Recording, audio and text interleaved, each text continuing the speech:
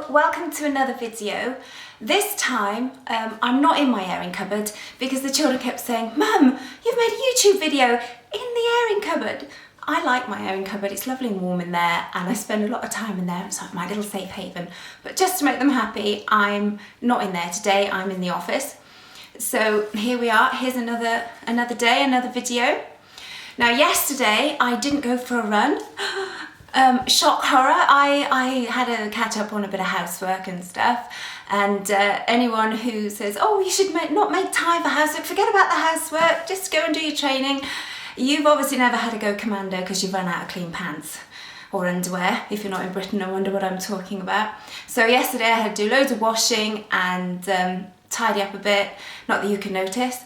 And then in the evening I've been running around. I had to take one child sort of half an hour from here to netball, and then I had to go from there another half an hour journey somewhere else to drop one off for gymnastics, then go back to netball and take one to pick one up and go to orchestra, and then go back home, and it was crazy. But I did manage to go to Zumba last night after all that, and that was really tough. I think I'm doing far too much wiggling of my hips because the old hips here are aching quite a lot, and my thighs are still quite sore too. So yes, and I have this massive blister on my toe. It was my own fault, totally my own fault. I wore the wrong socks. Wouldn't have thought socks would make such a lot of difference, but they do. I think it was the beginning of the week, I just shoved on a pair of socks to go with my wellies to take the dog for a walk, and then when I went running I stuck my trainers on and my socks rubbed, and I've got a really nasty blister on my toe. So I strapped it up, and I did do the Zumba last night.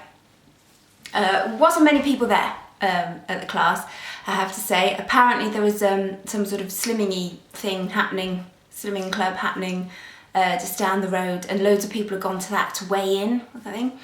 So we were a bit thin on the ground. I did go to a slimming club once, years ago. It's not an experience I really enjoyed, I must admit. I did the whole diet, I had the booklet, and I didn't eat a lot, I followed the booklet and everything. And then I went back there and I hadn't lost anything. And they reckon I cheated, and I was going, no, I've been really miserable, I haven't eaten anything that I shouldn't have eaten. And my clothes are getting smaller, looser, and I had to put, extra notches on my belt, going back, and everyone was going, oh, Pam, you look like you've lost loads of weight.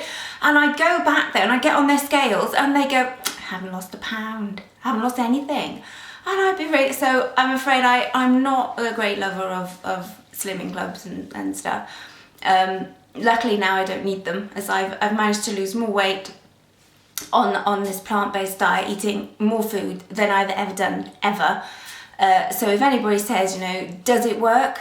Well, it certainly worked for me. So that's really good. So I've done that last night with the old Zumba. I do love to freestyle a bit, I must admit. I've been told that I'm a bit like Zebedee on Blue Smarties when I get going with the music. Forget about these vegans being like Dylan the Rabbit, showing my age now, the magic roundabout. For those of you who are younger, Google it, 70s series of the magic roundabout, or watch it on YouTube, it's great.